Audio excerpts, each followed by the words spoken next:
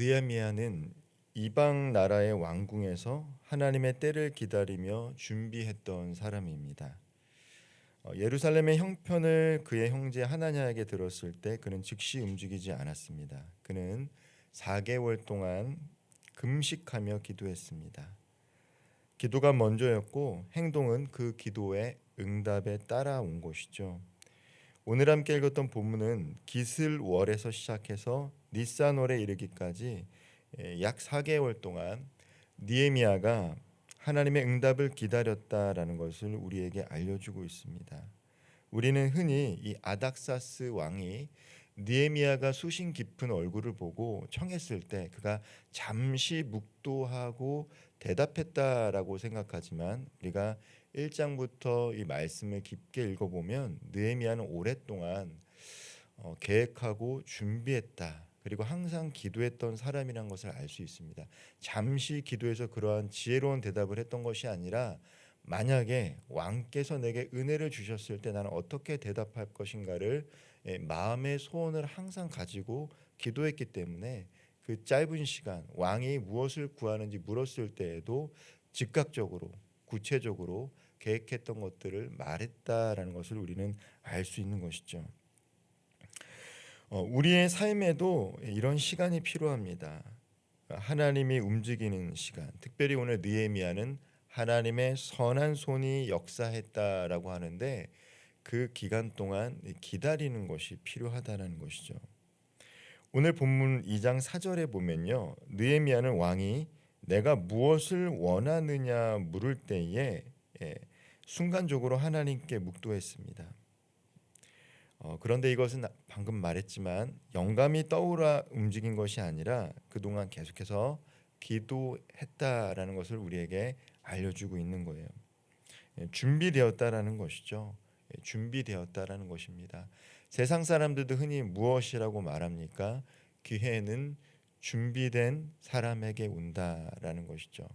그리스 신화에 보면 이 기회의 신이라는 것은 앞에는 머리가 있지만 뒤에는 머리가 없습니다. 돌아가면 잡을 수가 없다라는 거예요. 왔을 때만 잡을 수 있다라는 것이죠. 기회라는 것은 준비된 사람에게만 찾아오는 거예요. 두려움이 아닌 믿음으로 반응할 수 있는 사람에게 하나님께서는 그 기회를 기회로만 하는 것이 아니라 준비를 통해서 그 일들을 감당하게 하신다라는 것이죠. 느헤미야는 왕의 허락을 받고 드디어 예루살렘에 도착합니다. 그러나 그는 도착하자마자 바로 성벽 공사를 시작하지 않았어요. 그리고 오늘 본문을 자세히 읽어보면 느헤미야는 특별히 12절에서 자신이 생각하는 것, 계획했던 것들을 사람들에게 이야기하지 않습니다.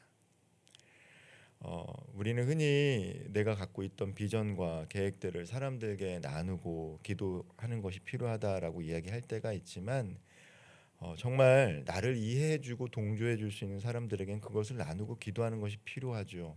그러나 모든 사람이 나를 동조해주고 이해해주고 지지해주는 것이 아닐 때는 때를 기다리면서 마음에 품고 기도하는 것이 지도자에겐 필요합니다. 근데 느헤미야는 그것을 마음에 품고 예루살렘에 도착해서도 이야기하지 않고 계속해서 기다렸다라는 것을 알려주고 있습니다. 그러니까 1장과 2장을 통해서 우리가 느헤미야라는 사람은 어떤 사람인가 매우 비범한 사람인 것은 확실합니다. 때를 기다릴 줄 아는 사람, 인내하는 사람, 기도하는 사람, 하나님의 손이 역사할 때까지 사람들 앞에서 이야기하지 않는 그러한 사람이라는 것이죠.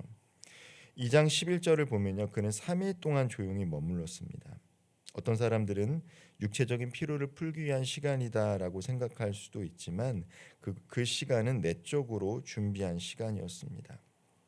그리고 조심스럽게 현장을 살피며 성벽이 얼마나 파괴되었는지 철저하게 조사합니다. 살펴본다라는 히브리어 단어는 의사가 환자의 환부를 매우 세밀하게 진단한다라는 의미를 가지고 있어요. 정말로 현실의 문제를 정확하게 판단하고 있습니다. 그리고 구체적인 계획을 세우기 위한 과정을 갖고 있어요. 우리가 하나님 안에서 어떤 비전을 품는다라는 것은 열정만으로 되는 것은 아니라는 것이죠. 정확한 현실 진단이 필요합니다. 느헤미야는 막연한 소망이 아니라 실질적인 계획과 준비를 갖고 실현했던 사람이에요. 그러니까 52일 만에 성벽을 완공할 수 있게 됩니다. 특별히 오늘 느헤미야라는 사람이 당시 사람들에게 어떤 사람으로 인식되었는지 예루살렘을 흥왕하게 하는 사람이다. 이것이 유대 사람들의 입에서 나왔던 것이 아니라 느헤미야를 방해하는 사람들의 입에서 나왔던 말입니다. 그러니까 이 느헤미야라는 사람 한 사람을 통해서 실질적으로 무너졌던 성벽이 재건될 만큼 매우 구체적인 계획과 실행력과 믿음의 사람이었다라는 것을 알 수 있어요. 무너진 가정의 회복을 원하고 계십니까? 직장과 삶의 문제를 돌파하기를 원하십니까? 교회 부흥을 위해 기도하고 계십니까? 그렇다면 우리가 해야 될 것은 무엇일까요? 먼저 멈추고 기도부터 시작하는 것이 필요합니다. 그리고 눈을 들어 현실을 바라보는 거예요. 우리가 기도하는 것과 현실을 인식하는 것, 이 두 가지를 다 갖고 있어야 돼요. 간혹 현실을 외면한 채 기도만 하는 경우들이 있습니다. 근데 하나님은 그런 걸 원하지 않습니다. 명확하게 현실을 바라보고 계획을 준비하고 그리고 기다리며 기도하는 것을 하나님 원하신다라는 거예요. 하나님의 선한 손이 움직이시기 전에 우리는 정확하게 진단하고 준비하는 지혜로운 분별력이 필요한 것입니다. 현장 조사를 마친 느헤미야는 드디어 사람들을 모읍니다. 그리고 그는 예루살렘 사람들을 향해 이렇게 말합니다. 2장 17절에 보면 우리가 당한 곤경을 여러분도 보고 계십니다. 우리가 다시는 수치를 당하지 않도록 예루살렘 성전을 건축합시다. 리더가 사람들에게 동기부여를 하고 있는 거죠. 느헤미야는 지금 상황을 외면하지 않습니다. 바르게 진단했어요. 달콤한 말로 그들에게 이런 황당한 것을 이야기하는 것이 아닙니다. 간혹 정치 지도자들을 보면 어떻습니까? 현실을 외면한 채 계획만 얘기할 때가 있어요. 그러나 느헤미야는 그러지 않았어요. 우리가 처한 현실을 바르게 이야기하고 있습니다. 지도자라는 것은 어떤 사람입니까? 백성을 위해 군림하는 자가 아니라 백성과 함께 아파하고 함께 꿈꾸는 사람이에요. 특별히 느헤미야가 쓴 어휘를 보면 우리의 공경이라고 합니다. 우리가 처한 현실, 나도 배제되지 않았다라는 거예요. 간혹 우리가 TV나 뉴스를 통해서 리더들, 특별히 지도자들이 정책을 펴는 모습을 볼 때 아파하는 것이 무엇입니까? 그들은 그러한 삶을 살지 않으면서도 이 국민들에게 강요한다는 것이죠. 그때 우리가 이질감을 느끼고 괴리감을 느끼는 거예요. 근데 느헤미야는 어떻습니까? 우리가 처한 공경 그리고 나중에 우리가 말씀 읽어보면 알겠지만 느헤미야는 녹을 받지 않습니다. 백성이 처한 현실을 알기 때문에 녹을 받지 않아요. 즉 함께 아파하고 함께 공감했던 리더라는 것이죠. 그리고 그는 단순히 우리가 노력만 하면 된다라고 말하지 않습니다. 우리가 노력하면 됩니다라고 그러한 말을 하지 않아요. 대신 어떻게 이야기합니까? 18절 말씀을 함께 한번 읽어보도록 하겠습니다. 또 그들에게 하나님의 선한 손이 나를 도우신 일과 왕이 내게 이른 말씀을 전하였더니 그들의 말이 일어나 건축하자 하고 모두 힘을 내어 이 선한 일을 하려 하매. 느헤미야가 사람들에게 동기를 준 것은 자신의 능력과 경험이 아니에요. 하나님의 선한 손이 나와 어떻게 함께 하셨는지를 백성들에게 증거하고 있어요. 어떻게 보면 간증이에요. 여기에 다 기록되어 있지는 않았지만 어떻게 느헤미야가 이 페르시아에서 술 관원이 되었는지, 내가 술 관원이 되었을 때 어떻게 예루살렘으로 왔는지, 그 하나님의 선한 손에 대해서 분명히 이야기했을 것입니다. 그때 백성들은 감동했어요. 아, 하나님께서 느헤미야와 함께 하셨구나. 그리고 느헤미야와 함께 하셨던 그 하나님이 우리와도 함께 할 수 있겠구나. 그렇다면 이 황폐한 이 성벽 재건할 수 있겠구나라는 마음이 들었을 거예요. 우리가 간증을 이렇게 듣다 보면요, 어떤 포인트에서 사람들이 감동합니까? 간증이라는 것은 내가 나된 것을 이야기하는 게 아니죠. 간증은 나는 이런 사람이었음에도 불구하고 하나님께서 내 삶 가운데 개입하셔서 이러한 일들이 일어났습니다라는 거예요. 어, 지금 이제 다니엘 기도가 세일의 기도회, 그래서 다니엘 기도회가 이제 막바지에 다다랐더라고요. 저도 가능하면 이제 다니엘 기도회를 매일 보고 그리고 특별히 간증을 듣습니다. 근데 어떤 포인트에서 은혜를 받게 되냐면 많은 사람들이 나와서 간증을 하지만 특별히 하나님이 내 삶 가운데 어떻게 일하셨는지, 하나님의 선한 손이 우리 가정 가운데 내 삶 가운데 어떻게 일했는지를 이야기할 때 사람들이 감동하고 기도하게 되는 것들을 보게 된다는 것이죠. 결국 하나님의 선한 손이 일할 것이다라고 이야기했던 느헤미야의 고백 가운데 백성들은 일어나 건축하자라고 하며 힘을 내어 동참하게 됩니다.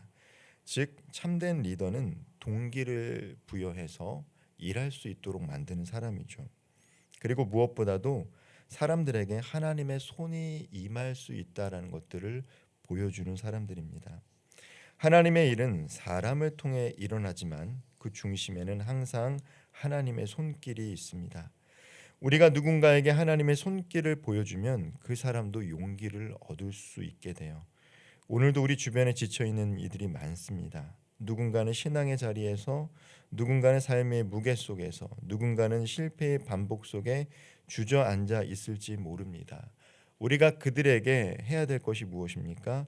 나와 함께 하셨던 하나님의 손이 당신의 삶과 당신의 가정과 당신의 일터와 삶의 자리 가운데도 함께 하실 수 있습니다라고 할 때 그 사람들이 호기심을 갖고 복음을 받아들이고 교회에 나오고 신앙생활을 하려 한다라는 것이죠. 그리고 그들도 일어설 수 있게 되는 것입니다. 오늘 본문 2장 마지막 절인 20절에서 느헤미야는 대적들의 조롱 앞에서도 이렇게 선포합니다. 하늘의 하나님이 우리를 형통하게 하시리니 그의 종들인 우리가 일어나 건축하려니와 오직 너희에게는 예루살렘에서 아무 기업도 없고 권리도 없고 기억되는 바도 없다 하였느니라. 느헤미야는 사람들의 비웃음보다 하나님의 손을 더 신뢰했던 사람이에요. 이 선은 단순한 다짐이 아니라 믿음의 고백이자 선포입니다. 하나님의 선한 손이 시작하였으니 그 손이 반드시 마치실 것이다라는 확신이 느헤미야에는 있었어요. 그리고 우리는 그 손 아래 순종하며 건축하는 자들이라는 자기 인식, 이것이 바로 느헤미야의 리더십의 핵심이었습니다. 영적 리더의 핵심은 하나님께서 이 일을 함께 할 수 있다라는 것을 함께하는 사람들에게 보여주고 증거하는 사람이라는 것이죠. 사랑하는 성도 여러분, 오늘 이 새벽에 우리도 느헤미야처럼 고백하기를 소망합니다. 나는 부족할 수 있어요. 그러나 하나님의 손이 나와 함께 하시면 할 수 있다라는 것을 우리가 먼저 믿고 우리의 가정과 직장과 사업의 터전과 교회와 삶의 자리에서 살아갈 때 아직 하나님을 알지 못하는 사람들도 그 하나님의 선하신 손이 일하는 것을 꿈꾸게 된다는 것이죠. 하나님의 손이 우리의 가정을, 우리의 교회를, 그리고 이 민족을 회복시키실 줄 믿으시기를 바랍니다. 그 손이 움직이실 때 우리는 순종하면 되는 거예요. 느헤미야는 혼자가 아니었습니다. 하나님의 손이 함께 하였고 믿음으로 일어난 공동체가 그의 곁에 있었습니다. 말씀을 마무리하겠습니다. 오늘 하루도 하나님의 선한 손을 의지하며 나아갈 수 있는 저와 우리 모든 성도님들 되기를 소망합니다. 기도하며 준비하고 현실을 직시하며 믿음으로 동참하고 그 손을 붙들고 일어나는 믿음의 사람들 되기를 소망합니다. 하나님의 선한 손이 나를 도우시니 오늘 그 하나님의 전능하신 손을 바라보며 믿음의 삶을 살아갈 수 있는 저와 우리 모든 성도님들 되기를 주님의 이름으로 축원드립니다. 기도하겠습니다. 사랑의 하나님, 우리에게도 느헤미야와 같은 믿음을 허락하여 주옵소서. 현실의 앞에 절망하지 않고 바로 인식하게 하시고, 그러나 그 현실에 압도되는 것이 아니라 믿음으로 하나님 앞에 나아가 담대히 기다리며 하나님의 선한 손이 우리의 가정과 직장과 사업의 터전과 교회와 이 나라와 우리의 삶의 자리 가운데 일하실 것을 기대하며 기다릴 수 있도록 허락하여 주옵소서. 두려워하지 않게 하여 주시고 담대히 주님과 동행하며 우리 삶의 무너진 부분을 수축하며 나아갈 수 있는 믿음의 삶 시작하게 하여 주옵소서. 특별히 하나님을 알지 못하는 자들에게 하나님의 선한 손이 임함을 증거하는 믿음의 축복된 증인의 삶을 살아가게 하여 주시고 우리를 통해서 복음이 흘러 차고 넘치는 복된 하루 되게 하여 주옵소서. 예수님의 이름으로 기도하옵나이다. 아멘.